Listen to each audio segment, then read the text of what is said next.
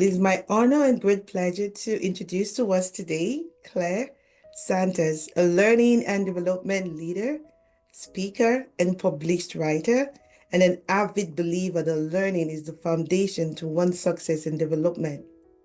She's dedicated to fostering a culture of learning alongside people who are passionate about building the right solution for learning in any environment.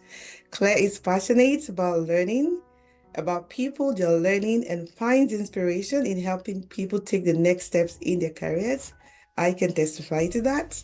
She has over 18 years in corporate and frontline learning and development experience within various industry and is currently leading the training, knowledge, and quality teams for Aviso's customer service experience department. She's also worked with companies like Priceline, Sonnet Insurance, Staples, and Kobo Rakuten. Welcome to this channel today, Claire. How are you doing? I'm doing well. Thank you so much for having me. I appreciate that you asked me and honored. I'm super glad to have you here because you mean quite a lot to me. I worked very briefly with you, but you were a game changer from the way you nurtured the team, the way you came into this team. Claire is an absolutely amazing person. I didn't even have words enough to qualify who she is and what she's done for me personally. Thank you so much, Claire, for being here with us today. Amazing. So I have a couple of questions for you, Claire. And the first one Absolutely. is, what are the most effective strategies for fostering a culture of continuous learning in the workplace? And how can leaders champion these initiatives, being that you're someone in the learning and development department? What's the most effective strategies for fostering that culture of continuous learning in the workplace? That's a great question. And one of the first and foremost is you have to have leadership that supports you and supports the learning. So I've been lucky enough in my career that my leaders that I have had have always been a first and foremost learning is the foundation to everything, especially when you are entering a new company. It's one of the first things new hires get to. So you have to have that leadership that believes in it, breathes it, because if they believe in that, they will make it a focus of their work.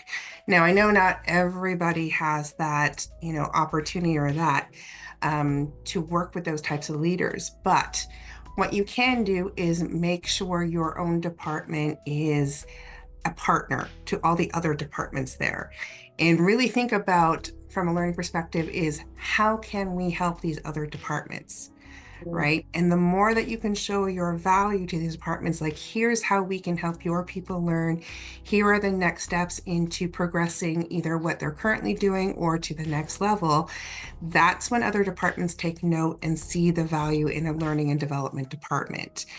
And so you really have to breathe that life and be the advocate within your own company if you don't have those leaders that can help push things along. So you might have to be your own advocate for that department. And it's tough, but the key thing is to really find out what do people need and then align it to what are those business goals of not just the organization, but that department. What are they trying to achieve and how can you help them achieve that? Wow, that's super amazing. Just knowing that you need to have the leaders who really and truly believe in learning and being able to actually work with other departments. I love when you say that because, again, no department works in Ireland. You have to work in relationships with other people. Otherwise, it's just going to be stuck in one place. Wow, that's so amazing. Thank you for that, for training light into that. So, in light of the rapid technological advancement, what innovative approaches should learning and development teams adapt to stay relevant and effective? Now, the big thing, of course, everybody's talking about is AI. AI has been the most, brought up topic over the last, I want to say, 2 to 3 years. And I know some people are a little bit afraid of it because, again, and the question always comes up as to, oh, AI is now going to take over, it's going to take over my job, but we can't look at it like that. So from our perspective is what can AI do for us? that can help us either in our own roles or help us with the people that we're trying to help, right? And one of the key things is even from a content development perspective, AI can help put together things in a much more quicker timeline.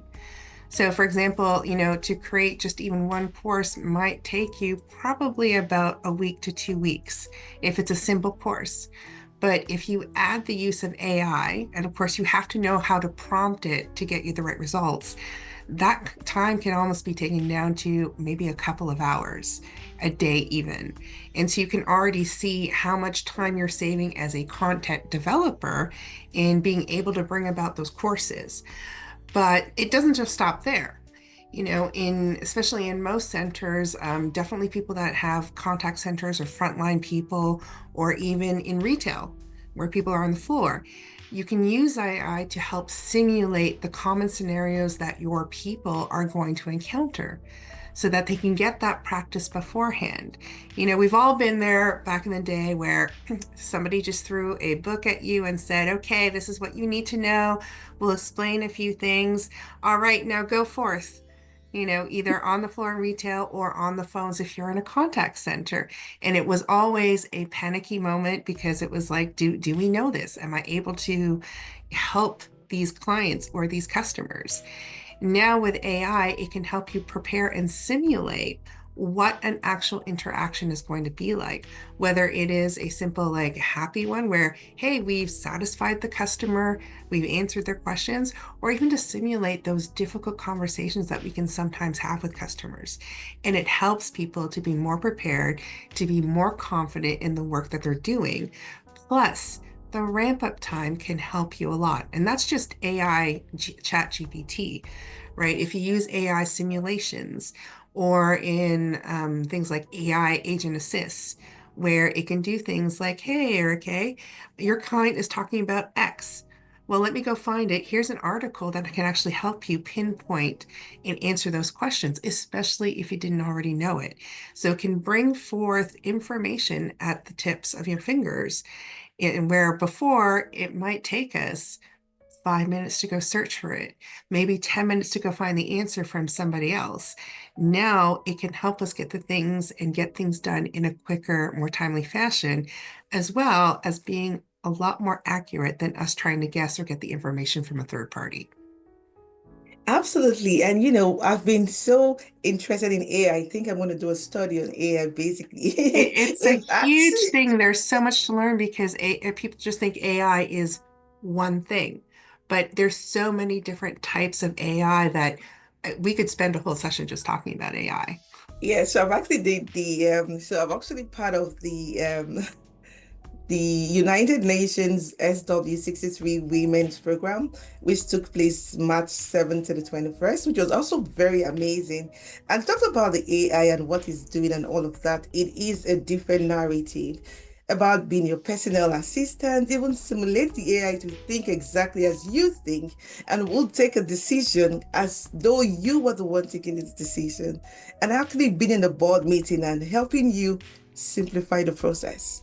And like you said, Exactly. it actually helps you give that simplicity of the process and just takes away a whole lot of time. That was so amazing. Thank you so much for actually giving that explanation. So, what are the current trends in employment engagement that can be leveraged on to enhance participation in learning and development programs? Because I know that one of the challenges sometimes is people don't wanting to really learn. I'm like, do I need to learn this? I don't even know how we do it. I know I was part of that team that we reminders and reminders and reminders. Oh, you have to do this. Oh, you need to do that. So, what are the current trends in employee engagement that can be leveraged on to enhance participation in learning and development programs? Well, a couple things. And again, I'm going to go down to, the organization has to be a learning culture and want to learn. But two, part of the other thing is how can we personalize a person's journey in learning, right? So it's not just your typical, hey, you have your HR mandatory courses, so we've got to do those, but it's also looking at the individual and saying, okay, what do you want to learn? Where do you want to go? and how can we upskill you? So it's about being able for people to personalize that learning journey. So it's not just things that they need to learn, but things that they want to learn, and one of the first steps as a leader, and doesn't matter, what department you're in, but if you are a people leader, you really have to get to know your people and understand where they want to go. And that will help you to be able to tailor what kind of learning they need to have. So if, there's someone relatively new to the role that you're in, you probably want to skill them on things that they need to make them more proficient in their roles. Now, if you have someone more tenured, the question then becomes is where do they want to go? What's the next step that's within your team or even outside of your team? Because then you can take a look at different skills that they may need to learn, whether it is a soft skill like communications, whether it's a, hard skill like let me understand how to do Excel. It's being able to understand where they want to go to be able for you to tailor those things. And you have to give them an opportunity to be able to learn, right? And to take that time so that it's not always, okay, your 9 to 5 job is done. Now go and learn something. Where can you build it in so that you can do it during your actual day? And maybe at that point, it's not necessarily, oh, I need you to take this course, but maybe, hey, here's this project. And I know you've been wanting to learn how to do it. This is a good opportunity for you to learn. We can do it together. So it's taking a look at those assignments. Again, what can they do? And for you as leader, it's how can I delegate something to someone so they have that learning opportunity? Because even ideally for you as a leader, it's you need to build your own plan for succession that if you were to step away, who on your team could take your place? Right? And the idea is to build leaders if that's where they want to go.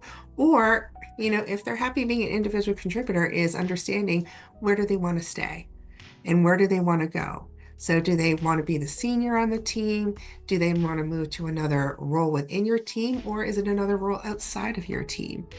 And even as leader, you've got to be okay that, you know, people may not stay on your team, and that's okay. But the idea is how do you get them to where they want to go? And realizing at some point you may have to say goodbye to those great people that you have on your team.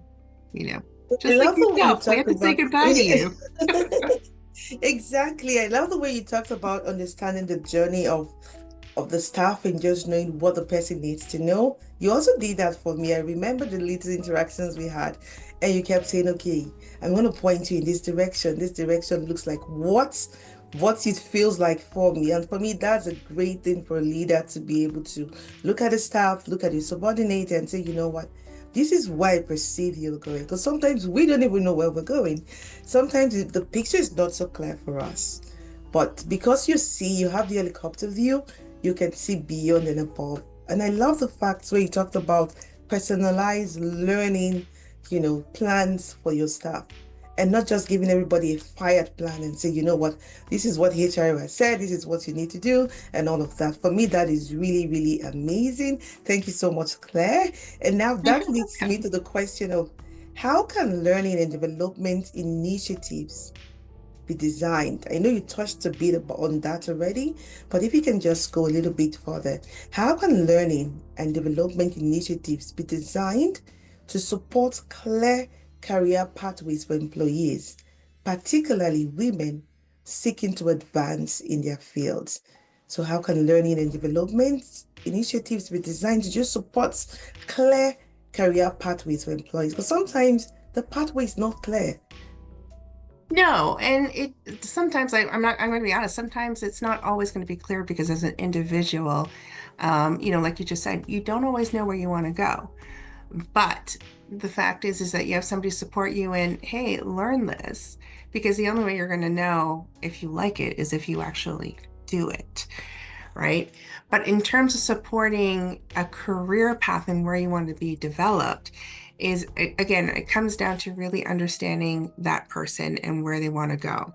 And, even for the person you're with, is for both of you to understand what are their current strengths, where are there areas that they need to further develop, what do they know, what don't they know? And then, take a look at different things to help them build those different skill sets. And again, it could be courses, it could be a project. Um, you know, for the most part, most people do most of their learning when they're actually in the job doing the role. And that is pretty much where I would say, that's where most of the learning takes place is about, if you've heard of the 70-30-10 rule or 70-20-10, and 70% of learning actually takes place on the job with your peers and doing certain things. 10% is only actual formal learning, like in a classroom setting or e-learning. But in terms of initiatives and really is taking a look at for that person and deciding where you want to go and kind of building that plan. Starting with A, here's where the first place you need to go, and then we can develop on to B. Now, from an organizational perspective, and actually this is something I'm currently doing in the current role, is, from a frontline perspective, where can a frontline person actually go? You Yeah. know, is it linear? Can they be promoted? Is it within that department? Or again, can they go elsewhere? So it's also understanding your own organization, what the roles are, whether they are, again, a linear role where it's, hey, same level, but different department doing a different role, or is it a promotion? Because maybe it's a senior level, and a more specialist level, or maybe it's even a people leader role, depending on what your organization is built like. But you need to understand what your organization is built like to be able to help customize, because then with your employees to understand again where do they want to go, but also understanding, hey, here are the options that you have. What seems to be the path that you want to take right now, and then let's take a look at the skills you need to be able to get to that path. Right. And for this, you may need the help of your HR team because you need to understand how the organization is built, what the different levels are, different salary types, to the different skill sets, because what you may think are the skill sets may not be the skill sets of that role for that particular department. So you will need to do a work on that, but you need to understand your organization. You need to understand the goals of your own people to be able to help you customize those initiatives. Now, aside from that, from a corporate learning development perspective, what they have to build are those courses and skills that will help the organization further develop. So a lot of times, most companies will have things like leadership development, so where they are, hey, you're a new leader or you want to be a leader, take this course because this will help you understand the skills that you're going to need to be a people leader or be in a leader role, right? And other things like that. Other companies do things like the psychometric tests like DISC, right? Or success finders, right? And again, it's a lot of those are helping you to understand what are your strengths, what are your areas of weakness, but also see where, depending on the psychometric tests, is what do you prefer to do? Because you may be good at things like, for example, I'm fantastic at math, but do I want a career that deals with math or formulations like that every day? And I can tell you, no, I don't. No way. So I enjoyed and I lean more towards the teaching and the learning and the developing, right? So again, a lot of that is understanding your people, but also understanding your organization. And that's kind of the key thing because you can't help your people grow if you don't know where or what they can grow into.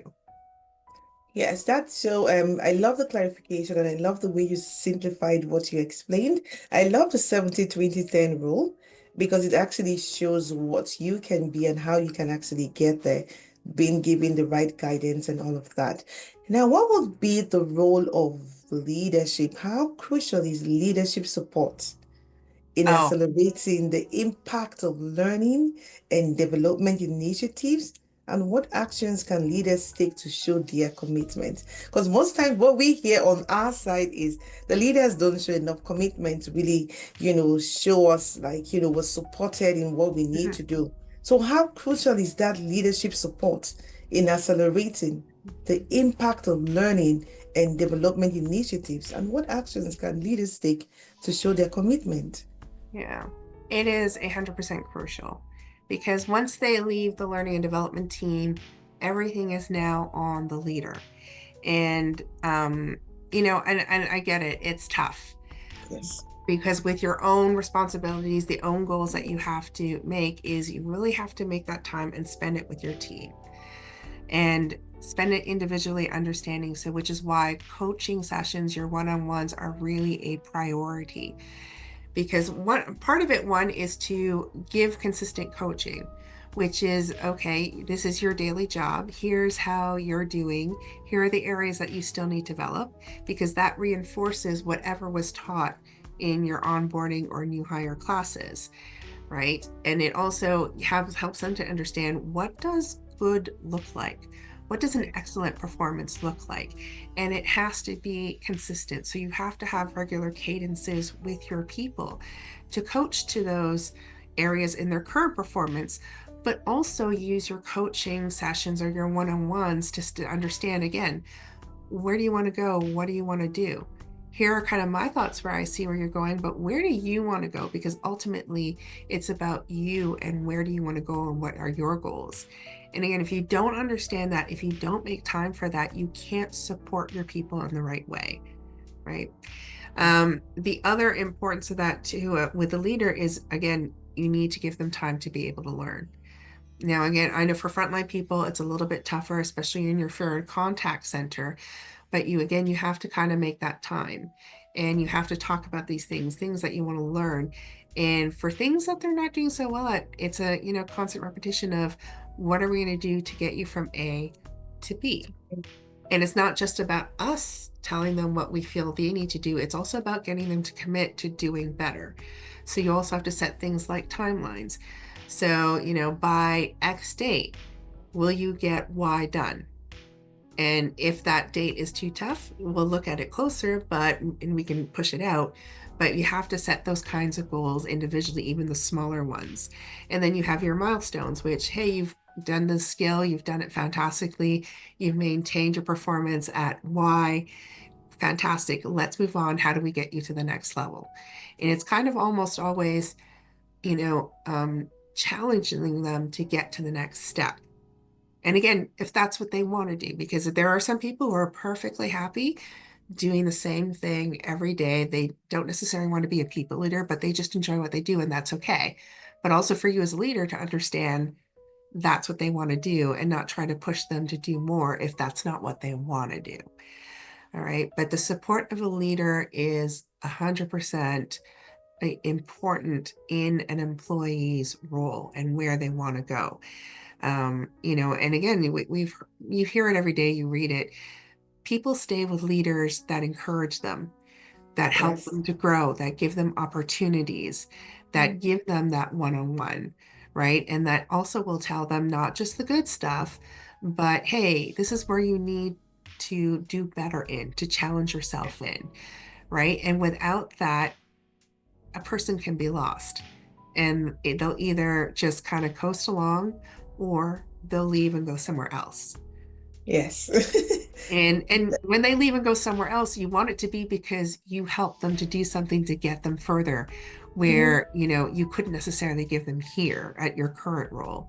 Mhm. It's all about is, how do I get you to that next role? How do I get you to that next step of wherever you want to Mhm. be?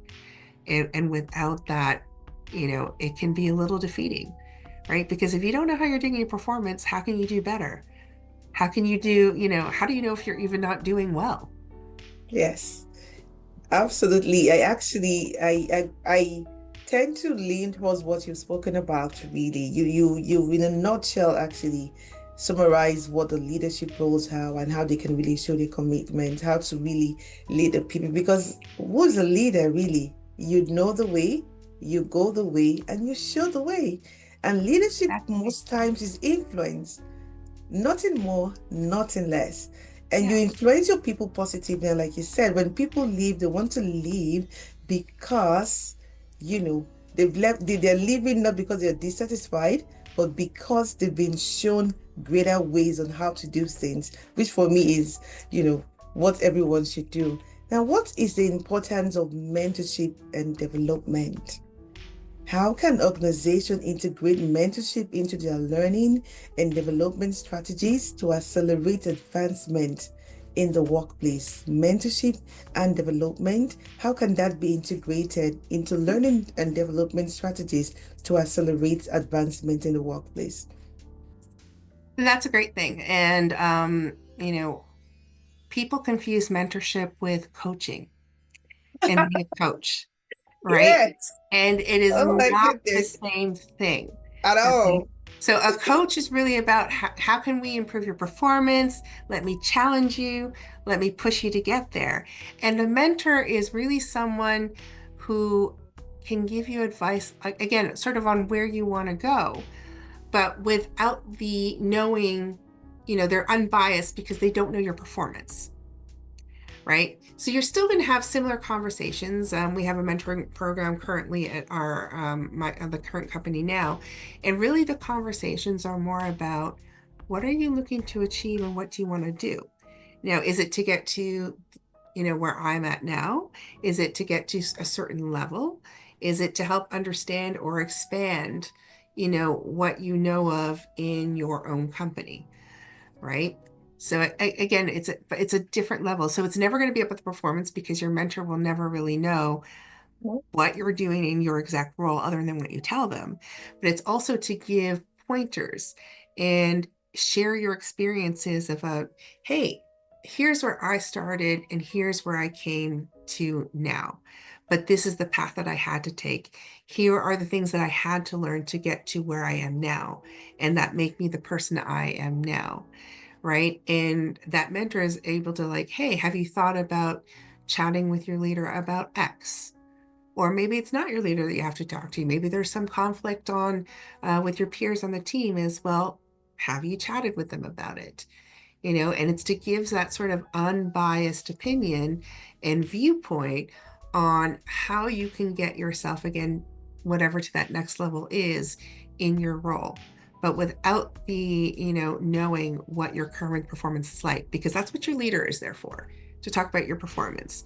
Your mentor is there is that someone you look up to that maybe you want to model, that maybe you're like, hey, I want to be like this person, and you maybe admire certain qualities of that person or characteristics that you want to emulate and understand. And again, that's what a mentor is for, to kind of help you lead the way and mentor you through some of maybe the difficulties that maybe you won't go to your leader for because maybe it's with your leader. So how do we navigate around that? Right. And that's what I would say with the mentorship, and that's how they help in that sort of learning too. So they may also advise on certain things like, hey, if you're interested in this, take a look at this article or this Yeah. particular course. So they'll make similar suggestions, but from a different perspective than your leader would. Yes, that's absolutely correct. And I see mentors like the people who would say that if I have if I have seen further is by standing on the shoulders of giants. That's for me, that's who mentors are. And you just encapsulated that in what you just explained. Now, as we bring this section to a gradual close, what would be the call to action? What actions can organizations take now to invest in learning and development that would lead to a more diverse and empowered workforce in this year 2025 where we're in? What actions can organization, as a call to action, as we bring this section to a close, take now to invest in learning and development? Yeah, one of the first things we always talk about in learning development is understanding who your audience is and understanding what they need to learn and the different ways. There's a lot of talks about, oh, there's people either like to learn by doing or by seeing, but it's also about understanding the different ways in which people can learn and understanding their needs. So I know a big thing more so, I would say in Ontario, just because Ontario has a specific act, called it's called AOTA. I'm forgetting what it stands for now, but it's making sure that any materials that we provide are accessible. So to either the hearing impaired, the visually impaired, but it doesn't just stop there. It's also about what do we have to be cognizant of when we build our learning, because it's not just about impairments, but it's also about cultural differences. We have so many different cultures, especially within, Toronto, because we're kind of like the melting pot. Not to say it's not happening everywhere else, but you have Yes. to be cognizant of the different cultural abilities. Another association I'm involved in right now with work is the Truth and Reconciliation Committee. So it's how to, also for that is how do we bring more awareness to the Indigenous peoples, right? And making people more aware that, of what has happened with the history with the Indigenous peoples. And because a lot of people don't know it, right? And so how do we make people more aware? And similarly, when you build your training is who is my audience? What do we need to know about the people that are there? How do they learn? And maybe it's building different types or assets of learning. So maybe it's a video, maybe it's a simulation like with AI, maybe it is a workbook with activities, but whatever it is, you kind of now have to think about those perspectives of that. And it's not just a one size fits all type of learning, because again, people learn completely differently. But again, it's making sure when you're creating your learning is understanding who your audience is first and foremost. What do you need to know? What is applicable? What don't they know? What do they already know in order to target that learning for them? Wow, that is so amazing about this inclusivity and what you spoke about and the call of action for organizations to invest in learning and development. And again, there's really not much I can say to add to what you said because you're such you're such a leader in this field. It shows from the way you speak, it shows from the terminologies, it shows on your wealth of knowledge, and I'm more than, honored and humbled to have you come here and share your thoughts with us today about these things. And thank you so much for being here today. Words are not enough for me to really, I can't really put words together to say how grateful and thankful I am. And I am grateful to have had been under your tutelage for a short while, to be under someone who is so knowledgeable. And one of the things I loved most about you was your ability to say, hey, this is where I see you. This is what I feel and perceive you should be looking at. And for me, I took it to heart. And I that's what know. learning and development is actually really about. And you exemplified it. For me, you're a leader worth emulating because you don't just show, you go and you go all you're all out for the next person to look at you and say, I see the strength in you, this is what I perceive in you, and this is what I think you can actually really do. Thank you so much for that, for being such an exemplary leader, for being someone who thinks about other people. For me, I saw you as someone who puts herself behind first and put the other person first and say, how can I help this person grow? How can I help you go to the next level? How can I really add value to the team? That's what I saw. That's what I perceived. And I want to say thank you. And what will be your last words as we bring this section to a final close? No, well, last words. I want to thank you for thinking of me and inviting me to this talk. I think it's fantastic. And while we miss you here, I know you're in a better place because you are shining, and you exude that happiness, that glow. So I know that you're in the right place. And for me, I guess the last words I would probably tell people, is every day is about learning. And I call them learning moments. And that includes, and I think I may have said this to you too when you were still with us, but we have to allow each other some grace, and that we are going to make mistakes and that we are going to fail, because it is in those things where we actually do our best learning. And again, that's why I said 70% of our time is learning by doing on the job, but it also means you're going to make mistakes, and it's okay to make those mistakes, and you have to be okay letting those mistakes happen, because and that's why I say I don't call them mistakes, I call them learning moments, because what did we Yes. learn from that? And if you think about anything you've done where you failed or you made a mistake, the question you need to always ask yourself is, what can I learn from this? How can I do better next time?